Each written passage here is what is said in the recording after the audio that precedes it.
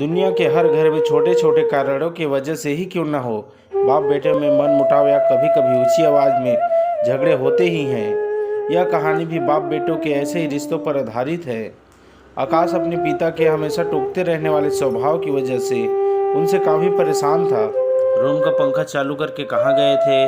सुबह हो गई फिर भी लाइट क्यों चालू रखा है? जब देख नहीं रहे होते हो तो टीवी क्यों चालू करके रखते हो? बाइक ठीक से पार्क करो, क्यों नहीं करते? कभी तो अपने जूते पॉलिश कर लिया करो। सुबह जल्दी उठा करो, कितने आलसी हो गए हो। कभी जॉगिंग नहीं करते। दिन भर में न जाने आकाश को क्या क्या पापा से सुनना पड़ता था। अभी बच्चा थोड़ी हूँ मैं, इतना बड़ा हो गया हूँ। 2 दिन बाद मेरा नौकरी के लिए इंटरव्यू होना है और पापा का बर्ताव किसी छोटे बच्चे जैसा है मेरे साथ। एक बार मुझे नौकरी लगने दो, छोड़कर चला जाऊँगा पापा को। शहर में ही रहूँगा, फिर पता चलेगा उन्हें। अभी कमाता नहीं हूँ ना, इसलिए फालतू की चीज़ें सुनाते रहते हैं। पापा से नाराज आकाश के दिमाग में कुछ ऐसा विचार चल रहे थे। 2 दिन भी बीत गए और आज वही दिन था जिसका आकाश को बेसब्री से इंतजार था। आज उसके इंटरव्यू का दिन था। सुबह सुबह जल्दी उठकर भगवान का आशीर्वाद लेकर आकाश उस जगह पहुंच गया जहां पर इंटरव्यू होना था। जिस बिल्डिंग में इंटरव्यू था उसके गेट पर कोई भी गेट कीपर नहीं था। आकाश ने देखा कि गेट एक साइड से टूटा हुआ है, लेकिन कुछ स्क्रू फिट करने से वह सही हो सकता है। आकाश ने रुककर स्क्रू को टाइट कर दिया और गेट को सही करने के बाद वह बिल्डिंग में घुस गया। बिल्डिंग में दूसरे फ्लोर पर एक ऑफिस था जहां पर इंटरव्यू के लिए व्यवस्था की गई थी। जैसे ही आकाश उस फ्लोर पर पहुंचा तो उसने देखा कि ऑफिस के बाहर लोगों ने इधर उधर जूते और चप्पल निकाल रखे थे, जबकि वहां पर जूते चप्पल रखने के लिए स्टैंड रखा हुआ था। यह देखकर आकाश को अचानक अपने पापा की याद आ गई, जो उसे अक्सर अपने जूते चप्पल रखने को लेकर हमेशा टोकते रहते थे।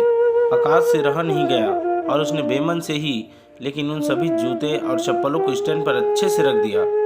अंदर प्रवेश करते ही पहले आकाश की नज़र ऑफिस के बाहर जल रही कई सारी लाइटों पर गई, जिनकी बिल्कुल ज़रूरत नहीं थी। सूरज की रोशनी इतनी थी कि लाइट्स बंद रहे तो भी कुछ फर्क नहीं पड़ने वाला था।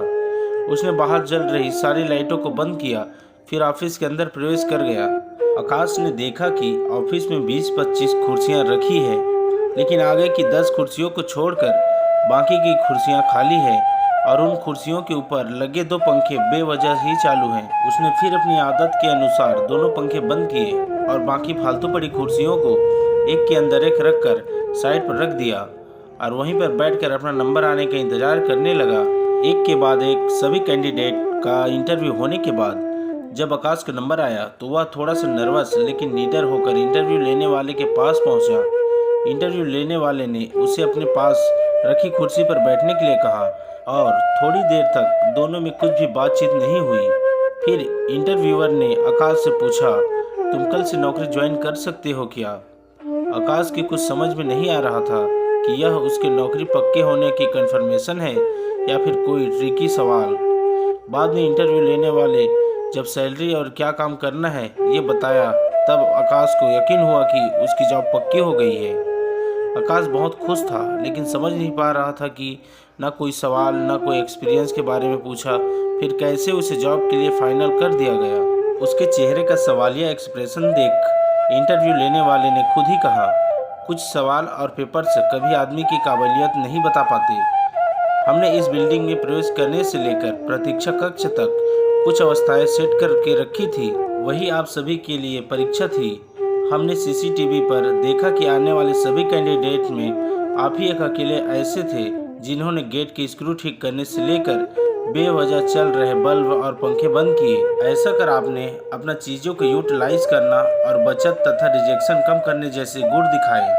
आगे बढ़कर आपने बूट और चप्पल और कुर्सियां ठीक करके दिखा दिया कि आप अपने काम के लिए कितने वफादार हो सकते हैं और किस हद तक जा सकते हैं। बस हमें इतने गुण काफ़ी थे आपको नौकरी पर रखने के लिए।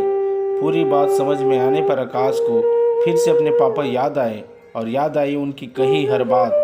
लेकिन इस बार उसके मन में कड़वाहट नहीं थी, क्योंकि उसे आज समझ में आया था कि पापा ने उसके लिए उसी मूर्तिकार का किरदार निभाया था जो अपनी मूर्ति को सुंदर और कीमती बनाने के लिए उस पर कितनी बार छीनी और हथौड़े चलाता है। आकाश जो नौकरी मिलते ही अपने बाप से दूर भागने की सोच रहा था, वो नौकरी का कंफर्मेशन लेटर और साथ में मिली 1 महीने की एडवांस सैलरी को घर पहुंचते ही अपने बाप के कदमों पर रख देता है। उनसे माफ़ी मांगते हुए कहता है कि पापा मुझे माफ़ कर दीजिए, मैं आपको नहीं समझ पाया। अपने बेटे के लिए आंखों में खुशी और गर्व के आंसुओं के साथ पापा आकाश को गले से लगा लेते हैं और उसके सिर पर प्यार से हाथ फेरते हुए उसे आशीर्वाद देते हैं। दोस्तों, जब भी आपके पेरेंट्स आपको कुछ कहें तो उसके पीछे का कारण जरूर जानने की कोशिश करना। कभी डांटे या टोके तो उसके पीछे के सद्भाव को समझने की कोशिश करना।